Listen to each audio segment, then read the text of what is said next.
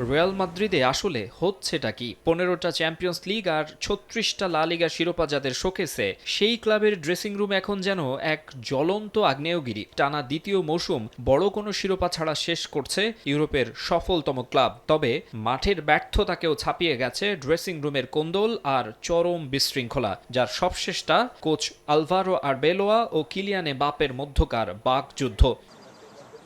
Real ওভিয়েদোর বিপক্ষে match শেষে mixed জোনে কোচের বিরুদ্ধে সরাসরি পক্ষপাতিত্বের অভিযোগ তোলেন এমবাপ্পে। ফরাসি তারকার দাবি, শতভাগ ফিট থাকা সত্ত্বেও এল ক্লাসিকো এবং ওভিয়েদো ম্যাচে সাইড বেঞ্চে বসিয়ে রাখা হয়েছে তাকে নাকি ভিনিসিউস, মাস্তান্তুনো ও গঞ্জালো গার্সিয়ার পর দলের চতুর্থ স্ট্রাইকার বানিয়ে রেখেছেন আরবেলোয়া। কোচের ফুটবল দর্শন ও কৌশল নিয়ে প্রকাশ্যে খোঁচা মারতেও ছাড়েননি তিনি।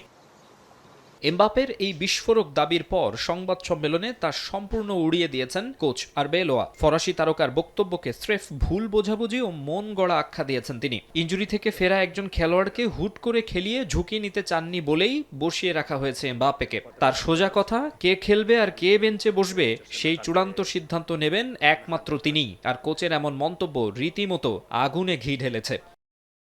এমনিতে কদিন ধরেই নেতিবাচক খবরের শিরোনামে রিয়াল মাদ্রিদ। সম্প্রতি ড্রেসিং রুমে মারামারিতে লিপ্ত হন ফেদেরিকো ভালভার্দে ও অরেলিয়া চুয়ামেনি। পরিস্থিতি এতটাই খারাপ হয় যে শেষ পর্যন্ত ভালভার্দেকে হাসপাতালে গিয়ে চিকিৎসা নিতে হয়েছে। আবার অ্যান্টোনিও রুডিগার ও আলভারো কারেরাসের ঝামেলার খবরও পাওয়া গেছে।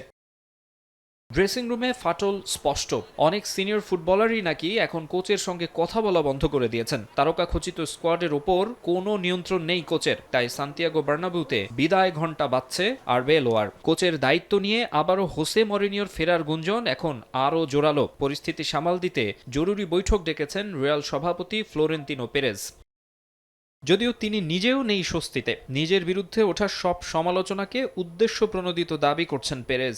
বিরোধী পক্ষকে চ্যালেঞ্জ জানিয়েছেন ক্ষমতা থাকলে সামনে এসে ক্লাব নির্বাচনে প্রতিদ্বন্দ্বিতা করতে। সব মিলিয়ে মাঠ ও মাঠের বাইরে অশান্তিতে লস ব্ল্যাঙ্কোস পরিবার। তারকাদের স্বেচ্ছাচারিতা, শৃঙ্খলার অভাব, মাঠের হতশ্রী পারফরম্যান্স, সব বাধা পেরিয়ে আগামী মৌসুমে মাদ্রিদিস্তারা কি পারবে স্বরূপে ফিরতে, সেটাই এখন বড় প্রশ্ন।